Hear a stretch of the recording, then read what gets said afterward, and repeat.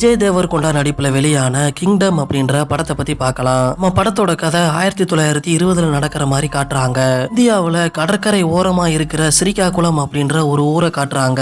அங்க பழங்குடியின மக்கள் ரொம்ப சந்தோஷமா வாழ்ந்துகிட்டு இருக்காங்க. நேரத்துலதான் நாட்டை ஆண்டுகிட்டு இருக்க பிரிட்டிஷ் படையோ கிராமத்துல தங்கம் இருக்கு அப்படின்ற மாதிரி விஷயத்தை தெரிஞ்சுக்கிட்டு அந்த கிராமத்தை அழிச்சிட்டா நமக்கு அந்த தங்கம் ஃபுல்லா கிடைச்சிரும் அப்படின்றதுக்காண்டி தன்னோட படையை கூப்பிட்டுட்டு அந்த கிராமத்தை அழிக்கிறதுக்காண்டியுமே பிரிட்டிஷ் படையுமே போகுதுங்க. அந்த பழங்குடியின கூட்டத்தோட தலைவருமே மக்களை ஒன்று திரட்டிட்டு பிரிட்டிஷ் படைக்கு எதிராக அவருமே பயங்கரமா சண்டையும் போட்டுக்கிட்டு இருக்காருங்க. ஆனாலும் பாருங்க அந்த பிரிட்டிஷ் படை கிட்ட துப்பாக்கிலாம் இருக்கு. ஆனா நம்ம பழங்குடியின மக்கள் கிட்ட வெறும் வில்லு அம்பு மட்டும்தாங்க இருக்குது. கட்டத்துல இவங்களால தாக்கு பிடிக்க முடியல. அதனால அந்த பழங்குடியின மக்களோட அரசரோ குழந்தைகள் பெண்களை ஃபுல்லாமே இங்க இருந்து கூப்பிட்டுட்டு போயிருங்க அப்படின்ற மாதிரி சொல்ல இருக்கிற ஒரு நபருமே நம்ம ராஜாவோட கிரீடம் இருக்கும் பாத்தீங்களா, அந்த கிரீடத்தை வந்துட்டு அந்த அங்க இருக்கிற ஒரு சின்ன பையன் கையில கொடுத்துட்டு ஆனா அரசன் ஒருத்தன் வருவான், அது வரைக்கும் நீ வந்து வெயிட் பண்ணி காத்துரு அப்படின்ற மாதிரி சொல்லிட்டு ஒரு கப்பல்ல ஏத்தி விட்டுட்டு அவங்க நேரா நம்ம ஸ்ரீலங்காக்கு தாங்க போறாங்க. இந்த பக்கம் பாத்தீங்கன்னா அந்த பிரிட்டிஷ் ஆட்சியோட நடக்கிற அந்த சண்டையில அந்த பழங்குடிய மக்களோட அரசருமே உயிரிழந்திருந்தாரு. ஸ்ரீலங்காக்கு போயிட்டு குடியேறின அந்த மக்களோ எப்படியாச்சும் தன்னோட இந்தியா நாட்டுக்கு திரும்ப வருவோம் அப்படின்ற ஒரு நம்பிக்கையோட தாங்க அங்கேயும் வாழ்ந்துகிட்டு இருப்பாங்க. இங்க கட் பண்ண அடுத்ததான் இந்த சம்பவம் நடந்து கிட்டத்தட்ட 70 வருஷம் ஆயிருச்சுங்க. ஆபீஸுக்கு கையில ஒரு ஃபைலோட நம்ம ஹீரோ வராருங்க. இந்த படத்துல நம்ம ஹீரோவோட பேரு சூரி, கான்ஸ்டபிளா ரோல் பண்ணி இருக்காருங்க. கமிஷனர் ஆபீஸ்ல வேலை பார்க்குற தன்னோட நண்பன் கிட்ட தன்னோட அண்ணன் வந்து காணாம போய் கிட்டத்தட்ட 18 வருஷம் ஆயிருச்சு. அவனோட சின்ன வயசு போட்டோ மட்டும் தான் இப்ப என்கிட்ட இருக்குது. அதனால அவனை கண்டுபிடிச்சு கொடுக்கணும் அப்படின்ற மாதிரி கம்ப்ளைண்ட் கொடுக்கறதுக்கு தாங்க அவருமே நம்ம ஹீரோவுமே அந்த இடத்துக்கு வந்திருப்பாரு. ஹீரோவோட ஃப்ரெண்டும் பாருங்க அந்த ஆபீஸ்ல இருக்கிற ஒரு படம் வரையக்கூடிய ஒரு அதிகாரிகள் கிட்ட கூட்டு போறாரு. அவருமே சரிப்பா இந்த போட்டோ வந்து அங்க வச்சிரு, நான் உங்க அண்ணன் வந்து இப்ப எப்படி இருப்பான்னு வரைஞ்சு கொடுக்குறேன் அப்படின்ற மாதிரி சொல்லிட்டு ஹீரோவுமே அங்கிருந்து வெளியே வர நேரத்துல அங்க ஒரு பெரியவரை ஒரு போலீஸ் ஆபீசர் பயங்கரமா போட்டு அடிச்சுக்கிட்டு இருக்காரு. என்ன அப்படின்ற மாதிரி தன்னோட நண்பன் கிட்ட கேட்க நம்ம ஹீரோவோட ஃப்ரெண்டோ நக்சலைட் குரூப்பை ஃபுல்லா அரெஸ்ட் பண்ணி இருக்காங்க.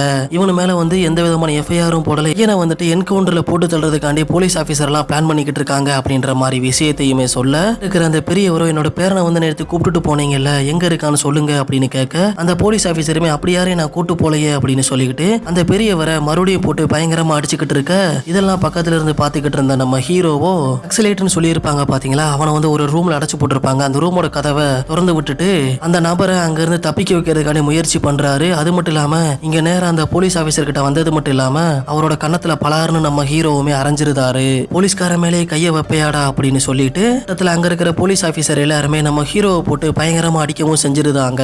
இதுக்கு இடையில தன்னோட பேரன் இந்த போலீஸ் ஸ்டேஷன்ல இருந்து தப்பிச்சு போறதையுமே அந்த தாத்தா பாத்துருந்தாரு. நம்ம ஹீரோவை கொஞ்சம் பாவமா தாங்க அந்த தாத்தாவுமே பாக்குறாரு. தப்பிச்சு போனவனை பிடிக்கிறதுக்காண்டி அங்க இருக்கிற போலீஸ்காரங்களுமே அவனை தேடி விரட்டிட்டு ஓடவும் செய்யறாங்க. கட் பண்ண அடுத்த நாள் நைட்டே நம்ம ஹீரோவுமே அங்கிருந்து பஸ் ஏறி தன்னோட வீட்டுக்கு வராரு. ஹீரோ வேலை பார்க்குற அந்த ஊர்ல ஒரு போலீஸ் ஆபீசர் இருப்பாருங்க. அவர் நம்ம ஹீரோவுக்கு எப்பவுமே சப்போர்ட்டா தான் இருக்காரு.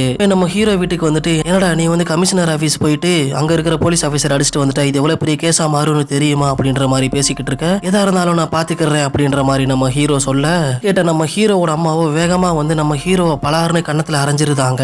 அம்மா எதுக்கு இவ்வளவு கோவமா இருக்காங்க அப்படின்னு பாத்தீங்கன்னா அண்ணன் கிட்டத்தட்ட 18 வருஷமா அவங்க அம்மாவை சந்திக்க வரவே இல்லை. அது மட்டும் இல்லாம நம்ம ஹீரோவோ இப்படி ஒரு சம்பவத்தை பண்ணிக்கிட்டு இருக்காரு அப்படின்னு சொல்லிக்கிட்டு தாங்க அப்படி ஒரு செயலையும் அவங்க பண்ணியிருக்காங்க.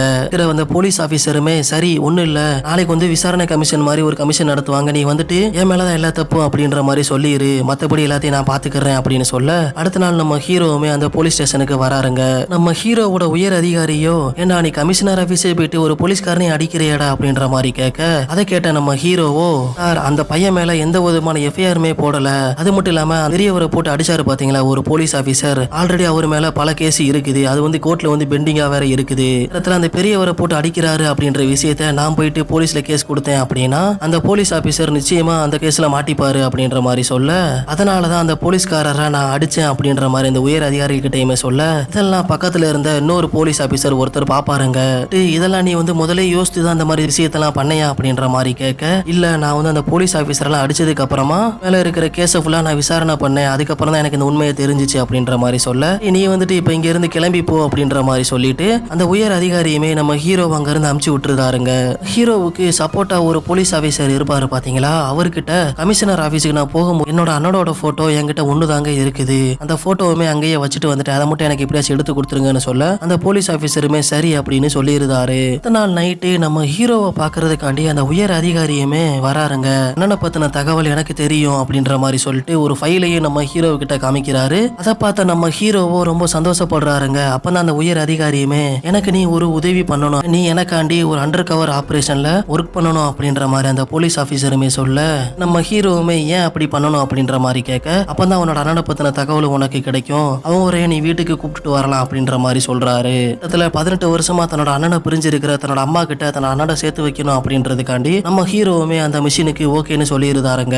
ஆபீசர் கையில வச்சிருக்கிற அந்த ஃபைலையும் நம்ம ஹீரோ கிட்ட கொடுக்க உங்க அண்ணன் ஸ்ரீலங்கால இருக்கிறான், வந்துட்டு ஒரு ஸ்மக்லிங் குரூப்புக்கு வந்து தலைவன், அதாவது கடத்தல் குரூப்புக்கு வந்து தலைவன் அப்படின்ற மாதிரி நம்ம ஹீரோ கிட்ட சொல்ல தான் நீ வேவு பார்க்க போனோம், அது மட்டும் இல்லாம கடைசியில உங்க அண்ணனை நீ வந்துட்டு இந்தியாவுக்குள்ள கூப்பிட்டு வந்துடலாம் அப்படின்ற மாதிரி நம்ம ஹீரோ கிட்டயுமே சொல்றாருங்க. அங்கால இருக்கிற ஒரு போலீஸ் கிட்ட உங்க அண்ணன் ரீசெண்டா தான் இப்ப அரெஸ்ட் ஆயிருக்கான், கிட்டத்தட்ட 3 நாள்ல அவன் ஜெயில இருந்து வெளியே வந்துருவான், இப்ப நீ நேரா அந்த ஜெயிலுக்கு தான் நீ உங்க அண்ணனை சந்திக்கிறதுக்காண்டி போகணும், அவன் வந்துட்டு உன்னோட அண்ணன்றது தகவலை நீ அவன் கிட்ட சொல்லக்கூடாது அப்படின்ற மாதிரி சொல்ல நம்ம ஹீரோவுமே அந்த மிஷினுக்கு ஓகேன்னு சொல்லிட்டு நாளை நம்ம ஹீரோவை பத்தின தகவலை ஃபுல்லாமே அந்த போலீஸ் ஆபீசர் எல்லாத்தையுமே அழிச்சிட்டு நம்ம ஹீரோவை ஒரு கைதி மாதிரி ஸ்ரீலங்கால அவங்க அண்ணன் இருக்கிற அந்த ஜெயிலுக்குமே நம்ம ஹீரோவையுமே அமுச்சு வைக்கிறாரு. அங்க நம்ம ஹீரோவோ அவங்க அண்ணனை சந்திக்க எவ்வளவோ தேடுறாரு, இருந்தாலும் அவங்க அண்ணனை பார்க்கவே முடியல. ஒரு நாள் அவங்க அண்ணனோட கூட்டாளிகள்லாம் இருப்பாங்க பாத்தீங்களா, அவங்க கிட்ட வம்புலுக்கிறாரு, ஒரு கட்டத்துல பயங்கரமா போட்டு அடிக்கவும் செய்யறாரு. ஆட்கள் அடி வாங்குற விஷயத்தை தெரிஞ்சுக்கிட்ட நம்ம ஹீரோவோட அண்ணனும் ஒரு லாக்கப்ல இருந்து வெளியவும் வராருங்க. வந்தது மட்டும் இல்லாம நம்ம ஹீரோ கூட பயங்கரமா சண்டையும் போடுறாரு. அண்ணனும் கையில ஒரு கத்தி மாதிரி ஒரு விஷயத்தை வச்சிருக்காரு, அது மூலமா நம்ம ஹீரோவோட வயிற்றுலயே குத்திருந்தாரு. நேரத்துலதான் பாருங்க நம்ம ஹீரோவோ அவங்க அண்ணன் கிட்ட சின்ன வயசுல ஒரு இதுல விளாண்டு பாருங்க, அதை சொல்லி காமிக்க அப்பதான் தன்னோட தம்பின்ற விஷயமே நம்ம ஹீரோவோட அண்ணனுக்குமே தெரியவும் வருது. நம்ம ஹீரோ அவங்க அண்ணன் 2 பேரும் சின்ன வயசுல இருக்கிற அந்த பிளாஷ்பேக்கை காமிக்கிறாங்க. 2 பேருமே ராமன் லக்ஷ்மணன் அப்படின்னு சொல்லுவாங்க பாத்தீங்களா, அந்த மாதிரி பிரியாத சகோதரர்களா இருக்காங்க. ஹீரோவோட அப்பாவோ எப்பவுமே குடிச்சிட்டு வீட்டுக்கு வந்துட்டு அவங்க அம்மா கூட சண்டை போட்டுக்கிட்டு இருப்பாருங்க. அதனால நம்ம ஹீரோ அவரோட அண்ணனுமே சில இருந்தே தன்னோட அப்பா மாதிரி நம்ம எப்பவுமே குடிக்க கூடாதுரா அப்படின்ற ஒரு சபதத்தையுமே எடுத்திருக்காங்க. அப்படித்தான் ஒரு நாள் அவங்க ஊர்ல திருவிழாவுமே வருது. ஹீரோவோ ஒரு பாட்டி கிட்ட ஒரு டேட்டோ போடுறாருங்க. அந்த டேட்டோ போட்டு முடிச்சதுமே அந்த பாட்டி கீழே விழுந்து இறந்து போயிருந்தாங்க. அந்த விஷயத்தை நேரா வந்துட்டு அவங்க அண்ணன் கிட்ட சொல்ல அண்ணனும் சரி வாடா நம்ம இங்க இருந்து கிளம்பலாம் அப்படின்னு சொல்லிக்கிட்டு அவன் தம்பியை கூப்பிட்டுட்டு வீட்டுக்குமே வராருங்க. வீட்டுக்கு வந்த தன்னோட அப்பாவோ தன்னோட பையன் வந்துட்டு டேட்டோ போட்டிருக்கான் அப்படின்ற விஷயத்தை தெரிஞ்சுக்கிட்டு நம்ம ஹீரோவை போட்டு பயங்கரமா அடிக்கவும் செய்யறாரு. அது மட்டும் இல்லாம எப்பவும் போல தன்னோட மனைவியும் போட்டு பயங்கரமா அடிக்கிறாரு. இதெல்லாம் பாத்துக்கிட்டு இருந்த நம்ம ஹீரோவோட அண்ணனும் ஒரு கட்டத்துல பக்கத்துல அருவாள் இருக்கு பாத்தீங்களா, அதை எடுத்துட்டு அவங்க அப்பா அந்த இடத்துல கொன்றுதாருங்க. விஷயத்தை தெரிஞ்சுக்கிட்ட நம்ம ஹீரோவோட ரிலேட்டிவ் ஒருத்தருமே ஹீரோவோட அண்ணன் கிட்ட நீ இங்க இருந்தா உன்னை வந்து போலீஸ்காரங்க வந்து தூக்கிட்டு போயிருவாங்க, அதனால இங்க இருந்து நீ தப்பிச்சு போயிருடா அப்படின்ற மாதிரி சொல்ல அப்படியே அந்த பிளாஷ்பேக்கையும் முடிக்கிறாங்க. ஜெயில கத்தியில குத்து வாங்கின தன்னோட தம்பியை பாக்குறதுக்காண்டி நம்ம ஹீரோவோட அண்ணனுமே போறாரு. போனது மட்டும் இல்லாம இங்க நீ என்னடா பண்ற அப்படின்ற மாதிரி கேட்க என்னைய பார்க்க வரேன்னு சொல்லிட்டு போன கிட்டத்தட்ட 18 வருஷம் ஆயிருச்சு, இன்னுமே என்னைய பார்க்க வரலையே அப்படின்ற மாதிரி நம்ம ஹீரோ கேட்க சரி வீட்டுக்கு போடா அம்மா வந்து உன்னை தேடுவாங்க அப்படின்ற மாதிரி சொல்ல அம்மா இறந்து போய் 2 வருஷம் ஆச்சு அப்படின்ற மாதிரி நம்ம ஹீரோவும் சொல்றாரு. இதை கேட்ட நம்ம ஹீரோவோட அண்ணனும் மனசுடைஞ்சு போயிருந்தாருங்க. 2 நாள்லயே நம்ம ஹீரோவோட அண்ணனுமே ஜெயில இருந்து வெளியவும் போறாரு. போறது மட்டும் இல்லாம நம்ம ஹீரோ கிட்ட உனக்கு சீக்கிரம் ஜாமீன் வாங்க சொல்றேன் அப்படின்னு சொல்லிட்டு தாங்க அங்க இருந்து அவருமே போயிருக்காரு. அவரு சொன்ன மாதிரியே தன்னோட தம்பியை ஜாமீன்ல எடுத்துட்டு அவரு கூட அண்ணன் தங்கி இருக்கிற அந்த இடத்துக்குமே கூட்டு போறாருங்க. படத்தோட ஸ்டார்டிங்ல ஒரு பழங்குடியின மக்கள் நம்ம இந்தியால இருந்து தப்பிச்சு போயிருப்பாங்க பாத்தீங்களா ஸ்ரீலங்காக்கு, அந்த குரூப்ல தாங்க நம்ம ஹீரோட அண்ணனுமே இப்போ இருக்கிறாரு. அவரு நம்ம ஹீரோ கிட்ட அந்த பழங்குடியின மக்கள் எல்லாமே உனக்கு சாதகமா இருக்க மாட்டாங்க, அதனால நீ வந்து அவங்க கிட்ட கொஞ்சம் பார்த்து நடந்துக்கோ அப்படின்ற மாதிரி சொல்லிட்டு அவருமே அங்க கூட்டு போயிட்டு தன்னோட தம்பியை இன்ட்ரோடியூஸ் பண்ணி வைக்கிறாரு. என்னோட வீட்டுக்குமே அவங்க அண்ணன் கூப்பிட்டு போறாரு. அவருக்கு ஒரு மனைவி மற்றும் ஒரு பையன் இருக்கிறாங்க. நம்ம ஹீரோவோ தன்னோட அண்ணனோட பையன் கிட்ட அவனோட பேர் என்னடா அப்படின்ற மாதிரி கேட்க அவனுமே சூரி அப்படின்னு சொல்லுறான். படத்துல நம்ம ஹீரோவோட பேருமே சூரி தாங்க. நம்ம ஹீரோவோட அண்ணியோ எப்பவுமே உங்க அண்ணன் உன்னைய பத்தி தாண்டா பேசிக்கிட்டு இருப்பாரு அப்படின்ற மாதிரி கொஞ்ச நேரம் பேசிக்கிட்டு இருக்க நேரத்துல தான் பாருங்க அந்த ஊர்ல இருக்கிற ஒரு பெண்மணிக்கு பிரசவ வலி ஏற்படுதுங்க. இதுக்கு வைத்தியம் பண்றதுக்காண்டி நம்ம ஹீரோயினுமே அங்க வர்றாங்க. அந்த பெண்மணியை பார்த்துட்டு இல்ல இவங்களை உடனே ஹாஸ்பிட்டலுக்கு கூப்பிட்டு போயாகணும் அப்படின்ற மாதிரி சொல்ல ஊருக்கு ஒரு கட்டுப்பாடு இருக்குங்க. என்ன அப்படின்னு பாத்தீங்கன்னா பெண்கள் யாருமே அந்த தீவை விட்டு வெளியே போக கூடாது, அங்க இருக்கிற வில்லன் ஒருத்தமே அதெல்லாம் இங்க இருந்து யாரையுமே கூட்டு போக கூடாது அப்படின்ற மாதிரி நம்ம ஹீரோயின் கிட்டயுமே சொல்ல ஹீரோயினுமே பக்கத்துல இருக்கிற துணியை வந்து அந்த பெண் முன்னாடி சுத்திட்டு அவங்களுமே ஒரு வழியா குழந்தையும் பெத்தெடுக்கிறாங்க. அந்த குழந்தை வந்து ஆண் குழந்தையா இருக்கிறதுனால அந்த தீவுல இருந்து இப்ப நான் வெளியே கூட்டு போலாமா அப்படின்ற மாதிரி கேட்க அங்க இருக்கிற வில்லனுமே சரி கூப்பிட்டுட்டு போங்க அப்படின்ற மாதிரி சொல்லிட்டு அந்த குழந்தைய கூப்பிட்டுட்டு ஹாஸ்பிட்டலுக்கு போறாங்க. அந்த நேரத்துல நம்ம ஹீரோவை பார்த்துட்டு உங்களுக்கு ஏதோ வயித்துல அடிபட்ட மாதிரி இருக்கு, நீங்களே வேணா ஹாஸ்பிட்டலுக்கு வாங்க அப்படின்ற மாதிரி சொல்ல நம்ம ஹீரோவுமே ஹாஸ்பிட்டலுக்கு கிளம்பியும் போறாருங்க. ஹீரோவுக்கு அண்டர் கவர் ஆபரேஷன் ஒரு போலீஸ்காரர் கொடுத்திருப்பாரு பாத்தீங்களா, அவரு வந்துட்டு நம்ம ஹீரோயினை வந்து ஒரு ஸ்பையா யூஸ் பண்ணி இருப்பாருங்க. நம்ம ஹீரோவுக்கு ஏதாவது தகவல் கிடைச்சிச்சு அப்படின்னா அந்த நம்ம ஹீரோயின் மூலமா அந்த போலீஸ் ஆபீசருக்கு தெரிய வரணும் அப்படின்ற மாதிரி நம்ம ஹீரோ கிட்ட ஏற்கனவே சொல்லியிருப்பாரு. தையல்லாம் போட்டுருந்தாருங்க. அது மட்டும் இல்லாம அந்த குழந்தையுமே பார்த்துட்டு அவருமே அங்க இருந்து கிளம்பி மறுபடியும் தன்னோட பழங்குடியின மக்கள் வாழ்ற அந்த கிராமத்துக்குமே வந்துருந்தாரு. அந்த பழங்குடியின மக்கள் ஏன் இந்த மாதிரி கடத்தல் தொழில்லாம் பண்றாங்க அப்படின்னா, நம்ம வில்லனுக்கு அப்பா ஒருத்தர் இருப்பாருங்க. அவரு தான் நீங்க இந்த ஸ்ரீலங்கால தங்கணும் அப்படின்னா இந்த மாதிரி தொழில்லாம் பண்ணாதான் அவங்கள நான் இங்க இருக்க வைப்பேன் அப்படின்ற மாதிரி முதல்ல இருந்து அவங்கள மிரட்டி வச்சிருப்பாரு. அதனாலதான் காலங்காலமா இந்த பழங்குடியின மக்களுமே போலீஸுக்கு எதிராக இந்த மாதிரி கடத்தல் தொழில் எல்லாம் பண்ணிக்கிட்டு வருவாங்க. இதான் ஒரு நாள் நம்ம ஹீரோவோட அண்ணனும் சார்லி டிராப் பாயிண்ட் அப்படின்ற ஒரு இடத்துல நம்ம ஒரு பொருளை கடத்த போறோம் அப்படின்ற மாதிரி சொல்ல இந்த தகவலை வந்துட்டு நம்ம ஹீரோ கேட்டுருதாருங்க. கேட்டது மட்டும் இல்லாம தகவலை அப்படியே போய்கிட்டு நம்ம ஹீரோயின் இருக்காங்க பாத்தீங்களா ஹாஸ்பிட்டல்ல, அவங்க கிட்ட சொல்லியிருந்தாங்க. அவங்களுமே அந்த போலீஸ் உயர் அதிகாரியில் இருப்பாரு பாத்தீங்களா, அவர்கிட்ட சொல்லியிருந்தாங்க. நாள் காலையில அவங்களுமே கடத்தல் தொழில் பண்றதுக்காண்டி வேமா கப்பல் ஏறுறாங்க. நம்ம ஹீரோவையும் அவங்க அண்ணன் கூப்பிட்டு போறாருங்க. அந்த சார்லி டிராப் பாயிண்ட் வந்ததுமே தண்ணிக்குள்ள இருக்கிற அந்த தங்கத்தை எடுக்கிறாங்க. அந்த நேரத்துல பாருங்க போலீஸ்காரங்களுமே இவங்களை ஃபாலோ பண்ணிட்டு வந்துகிட்டு இருக்காங்க. சரி இதை இப்படியே விட்டுட்டு போக கூடாதுரா அப்படின்னு சொல்லிக்கிட்டு கடத்தல் தங்கத்து மேல ஒரு கயிறு கட்டி இருப்பாங்க. அதை வந்துட்டு நம்ம ஹீரோ கையில கொடுத்துட்டு இதை பிடிச்சுக்கூடா அப்படின்னு சொல்லிட்டு உங்க அண்ணனுமே போலீஸ்காரங்க கிட்ட இருந்து தப்பிக்கணுமே அப்படின்னு சொல்லிக்கிட்டு கப்பலை வேகமா ஓட்டிட்டு போய்கிட்டு இருக்காரு. இருந்தாலுமே ஒரு கட்டத்துல நம்ம ஹீரோவோட கை நழுவிட்டு அந்த கடத்தல் பொருளுமே அங்கேயே போயிருது. சரி நம்ம உயிர் பொழைச்சா போதும்டா அப்படின்னு சொல்லிக்கிட்டு இவங்க 2 பேருமே அங்கிருந்து தப்பிச்சும் போயிருந்தாங்க.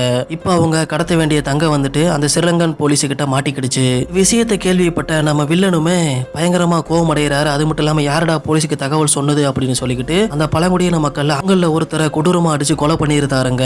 யாரு தகவல் சொன்னான்னு தெரிஞ்சாகணும் அப்படின்ற மாதிரி சொல்லிட்டு அதுக்கப்புறம் தான் மிச்சம் 3 பேர்த்த நான் விடுவேன் அப்படின்ற மாதிரி நம்மளுமே சொல்ல எதுவுமே பண்ண முடியாத அந்த இடத்துல நம்ம ஹீரோட அண்ணனுமே அங்கிருந்து வெளியே வந்துட்டு அந்த பழங்குடியின மக்கள் கிராமத்துக்கு வந்துட்டு நடந்ததை ஃபுல்லா சொல்றாருங்க. இவங்க கடத்தின பொருளை ஃபுல்லாமே வாங்குறதுக்காண்டி ஒரு பிசினஸ் மேன் ஒருத்தர் இருப்பாருங்க. நம்ம வில்லனோட வீட்டுக்கு வராரு. அது மட்டும் இல்லாம அந்த பழங்குடியின மக்களுமே அந்த இடத்துக்கு வர்றாங்க. வந்தது மட்டும் இல்லாம இந்த மாதிரி இந்த வேலையை பார்த்தது யாரு அப்படின்ற மாதிரி நம்ம வில்லன் ரொம்ப டென்ஷனா கேட்டுக்கிட்டு இருக்க கிட்டத்துல நம்ம ஹீரோ அங்க போனது மட்டும் இல்லாம உங்களுக்காண்டி நான் அந்த தங்கத்தை மறுபடியும் எடுத்துட்டு வரேன் அப்படின்ற மாதிரி சொல்ல அதுக்கு அந்த பிசினஸ் மேனும் போலீஸ்காரங்க அதிகமா இருக்கிற ஒரு செக்யூரிட்டி ஏரியால அந்த தங்கத்தை வச்சிருக்காங்க. அதை எடுத்துட்டு வரது அவ்வளவு சாதாரணமான விஷயம் கிடையாது அப்படின்ற மாதிரி சொல்ல அது எவ்வளவு பெரிய இடமா இருந்தாலும் பரவாயில்ல, நான் போயிட்டு அந்த தங்கத்தை எடுத்துட்டு வரேன் அப்படின்னு சொல்லிட்டு ஹீரோவும் சொல்றாரு. அது மட்டும் இல்லாம ஒரு டிமாண்டையும் வைக்கிறாருங்க. என்ன அப்படின்னு பாத்தீங்கன்னா தங்கத்தை மறுபடியும் நான் கொண்டு வந்தேன்னா நீங்க பிடிச்சு வச்சிருக்க அந்த 3 பேர்த்தை விட்டுறணும். அது மட்டும் இல்லாம நடுவுல ஒரு பெண்மணி வந்து குழந்தை பெற்றிருப்பாங்க பாத்தீங்களா, நம்ம ஹீரோயின் தான் அந்த பிரசவம் பார்த்திருப்பாங்க.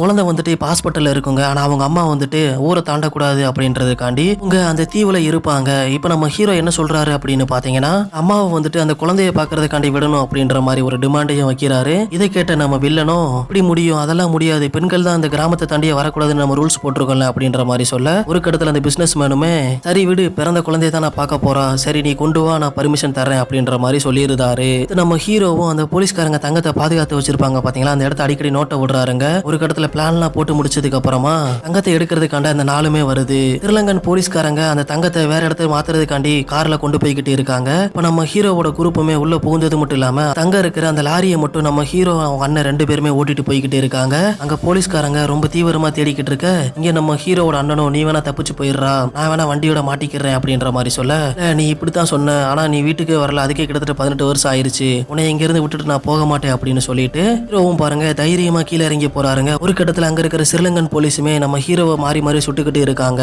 ஹீரோவுமே தாக்குதலை சமாளிச்சுக்கிட்டு பக்கத்துல ஒரு போன் இருக்குங்க, அதுல வந்துட்டு ஒரு கோடை டைப் பண்றாரு. அது வந்து டைரக்டா நம்ம ஹீரோவை ஒரு போலீஸ்காரர் அனுப்பியிருப்பாரு பாத்தீங்களா, ரகசிய நம்பருக்கு போகுது. அந்த பக்கத்துல இருந்து அந்த போன் எடுத்த ஒரு ஆபீசருமே ஹீரோ கால் பண்ணியிருக்கிற விஷயத்த சொல்றாரு. இந்த பக்கம் நம்ம ஹீரோ அனுப்புனாரு பாத்தீங்களா, அந்த உயர் அதிகாரியுமே ஸ்ரீலங்கன் கவர்மெண்ட் கிட்ட இருந்து பேசி ஒரு வழியா துப்பாக்கி சுட நிப்பாட்டி இருந்தாங்க. அங்க அவங்க அண்ணனுக்குமே ஒரு நியூஸுமே தெரிய வருது, தன்னோட தம்பி போலீஸ் அப்படின்ற விஷயம். அதான் நம்ம ஹீரோவுமே இந்த தங்கத்தை ஒரு வழியை எடுத்துட்டு வந்து அந்த பிசினஸ் மேன் கையில கொடுத்துருந்தாரு. இவங்க சொன்ன மாதிரியே முதல் முறையா அந்த கிராமத்துல இருந்து ஒரு பெண்மணி வந்துட்டு அவங்க பிறந்த குழந்தைய பாக்குறதுக்கு போறாங்க. அதுல இருந்து அந்த கிராமத்து மக்களுக்கு நம்ம ஹீரோ மேல ஒரு நம்பிக்கை வந்துருச்சுன்னு தான் சொல்ல முடியும். இந்த பக்கம் நம்ம ஹீரோவோட அண்ணனும் தன்னோட தம்பி போலீஸ் அப்படின்ற விஷயம் தெரிஞ்ச அந்த ஊர் மக்கள் தன்னோட தம்பியை கொன்றுவாங்களே அப்படின்ற ஒரு கவலையுமே நம்ம ஹீரோவோட அண்ணன் மனசுல இருக்குங்க.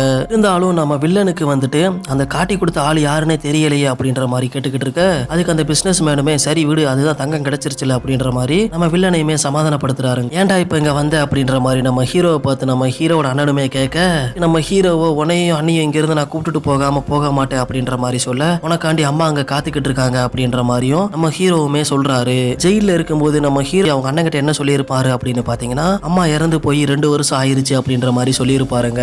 கேட்ட நம்ம ஹீரோவோட அண்ணனும் நீ எல்லாமே போய் சொல்லிட்டு தான் அந்த ஊருக்குள்ளே வந்திருக்க அப்படின்ற மாதிரி அவன் தம்பி மேல கோவப்பட்டுட்டு அங்க இருந்து கிளம்பிடுவாருங்க. ஹீரோவோட மெயின் பிளான் என்ன அப்படின்னு பாத்தீங்கன்னா கொலம்பியால இருந்து ஒரு கன், அதாவது கன்னு ஃபுல்லா ஒரு கண்டெய்னர்ல வச்சுட்டு நம்ம நம்ம ஹீரோட அண்ணன் கடத்த போறாருங்க. அதை கண்டுபிடிக்கிறதுக்காண்டி தான் நம்ம ஹீரோவுமே இப்ப இங்க வந்திருப்பாரு. இது தெரிஞ்சுக்கிட்டு அந்த கண்டெய்னரோட கோடு நம்பரை மட்டும் சொல்லிட்டா போதும் அப்படின்ற மாதிரி அந்த போலீஸோட உயர் அதிகாரியுமே நம்ம ஹீரோ கிட்ட சொல்லியிருப்பாருங்க. இடத்துல நம்ம ஹீரோட அண்ணனும் அந்த கண்டெய்னர் நம்பரை நம்ம ஹீரோ கிட்ட சொல்லியிருந்தாரு.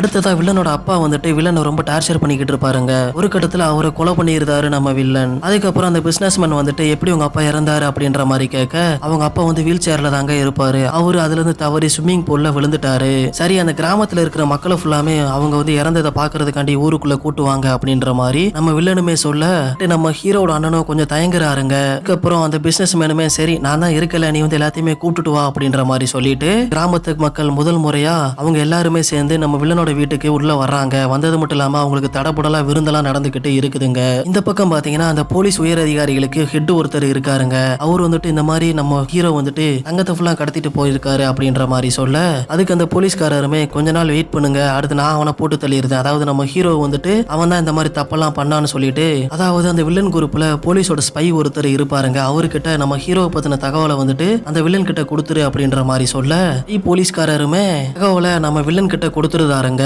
வில்லனுமே இதை ஃபுல்லா தெரிஞ்சுக்கிட்டு அதுக்கப்புறம் அந்த பிசினஸ் மேன் கிட்ட அந்த தகவலை சொல்ல நேரத்துல தான் பாருங்க அந்த கிராமத்து மக்கள் எல்லாருமே நம்ம வில்லனோட வீட்டுக்குமே வந்திருக்காங்க. நம்ம ஹீரோ மட்டும் தன்னோட அண்ணன் திட்டாரு அப்படின்னு சொல்லிக்கிட்டு முதல் முறையா சரக்கு அடிச்சுக்கிட்டு இருப்பாருங்க. அந்த இடத்துக்கு தான் நம்ம ஹீரோயினுமே வந்துட்டு அவருக்கு கொஞ்சம் ஆறுதல் சொல்லிக்கிட்டு இருக்காங்க.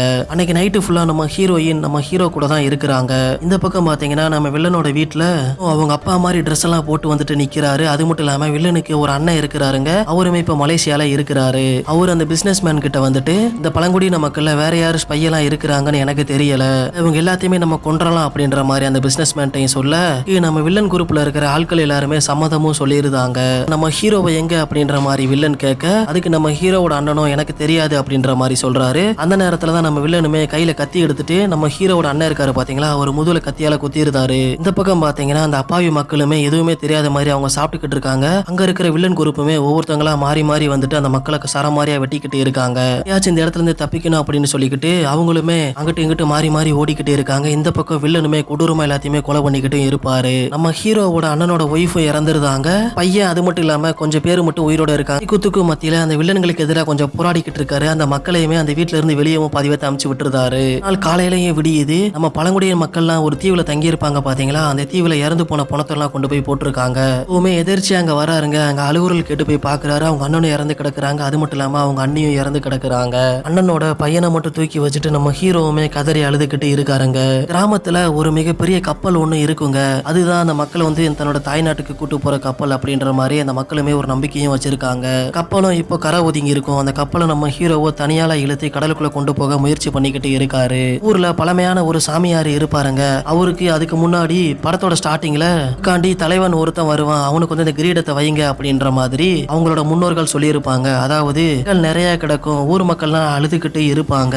இடத்துக்கு மத்தியில தலைவன் ஒருத்தன் மட்டும் வந்துட்டு உங்களை காப்பாத்துறதுக்காண்டி முயற்சி பண்ணுவான் அப்படின்ற மாதிரி அந்த சாமியாரோட முன்னோர்களும் சொல்லி வச்சிருப்பாங்க. நம்ம ஹீரோவை பார்த்ததுமே அந்த சாமியாருமே இவதான் நம்மளை காப்பாத்த வந்த தலைவர் அப்படின்ற மாதிரி மக்கள் எல்லாருமே நம்ம ஹீரோவை கையெடுத்து கும்பிடுவாங்க. ஒரு கட்டத்துல அந்த கப்பலையுமே ஒன்னா சேர்ந்து இழுத்து கடல் கரையில இருந்து இழுத்துட்டு தண்ணிக்குள்ளேயுமே கொண்டும் போயிருவாங்க.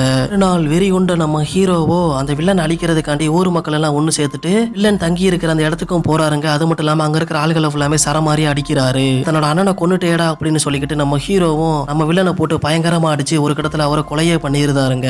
கொலம்பியால இருந்து ஒரு கண்டெய்னர், அதாவது கன் கண்டெய்னர் ஃபுல்லா இருக்குன்னு சொன்னோம் பாத்தீங்களா, அந்த கண்டெய்னருமே இப்ப இங்கதான் இருக்குது. அதை வந்துட்டு அந்த ஊர் மக்கள் பார்த்துட்டு இப்ப என்ன செய்யறது அப்படின்ற மாதிரி அந்த சாமியார் கிட்டையும் கேக்குறாங்க. அவருமே இப்பதான் யுத்தமே ஆரம்பிக்குது அப்படின்ற மாதிரி சொல்றாரு. வில்லனோட குரூப்ல இருக்கிற மிச்சால்களை ஃபுல்லாமே நம்ம ஹீரோவுமே ஒரு வழியா போட்டு தள்ளியிருந்தாருங்க. கிராமத்து மக்கள்ல இருக்கிற ஒரு நபருமே நம்ம ஹீரோ யாரு அப்படின்றத கண்டுபிடிக்கிறதுக்காண்டி முதல்ல இருந்தே தேடிக்கிட்டு இருப்பாருங்க. ஒரு கட்டத்துல நம்ம ஹீரோ போலீஸ்காரர் அப்படின்ற விஷயம் அவருக்கு தெரியவும் வருது. பக்கம் அந்த கிராமத்துல இருக்கிற மக்கள் நம்ம ஹீரோவை ஒரு ராஜா மாதிரி கொண்டாடிக்கிட்டும் இருக்கிறாங்க. இப்படிப்பட்ட இந்த நேரத்துல நம்ம ஹீரோ வந்துட்டு ஒரு நம்மளுக்கு எதிரான ஒரு ஆளு அப்படின்னு தெரிஞ்சா அவங்க கொடுக்கிற தண்டனையை நம்ம ஹீரோ ஏத்துப்பாரா? அது மட்டும் இல்லாம இந்த பக்கம் நம்ம போலீஸ் அதிகாரி இருக்காரு பாத்தீங்களா, அவர் வந்து நம்ம ஹீரோயின் கிட்ட நம்ம ஹீரோவோட அண்ணன் இறந்து போற விஷயம் உனக்கு முன்னாடியே தெரியும், இதை நீ வந்துட்டு ஹீரோ கிட்ட சொல்லாம அவனை அன்னைக்கு ஃபுல்லாமே உன் கூட இருக்க வச்சிருக்க, ஹீரோக்கு தெரிஞ்சிச்சு அப்படின்னா உன்னைய சும்மா விடுவானா அப்படின்ற மாதிரி நம்ம ஹீரோயினை பார்த்தும் கேட்கிறாரு. மலேசியால இருக்காரு பாத்தீங்களா, அதாவது நம்ம வில்லனுக்கு அண்ணன் ஒருத்தர் இருப்பாரு, அவர் மலேசியால இருந்து வந்திருக்காரு. அது மட்டும் இல்லாம தன்னோட அப்பா அது மட்டும் இல்லாம தம்பியை கொலை பண்ணவங்களை பழி வாங்காம விட மாட்டேன் அப்படின்ற மாதிரி சுத்திக்கிட்டு இருக்க நம்ம ஹீரோவோட தலைவர் தலையில கிரீடத்தெல்லாம் வைக்கிறாங்க, அப்படியே அவரை ஒரு ராஜா மாதிரி பாக்குறாங்க. அப்படின்ற மாதிரி இந்த படத்தையும் முடிக்கிறாங்க. ஓகே கைஸ், இந்த மூவி எப்படி இருந்துச்சு, அது மட்டும் இல்லாம நம்ம வாய்ஸ் எல்லாம் எப்படி இருக்குன்னு சொல்லிட்டு கமெண்ட் பண்ணுங்க. தேங்க்யூ ஃபார் வாட்சிங்.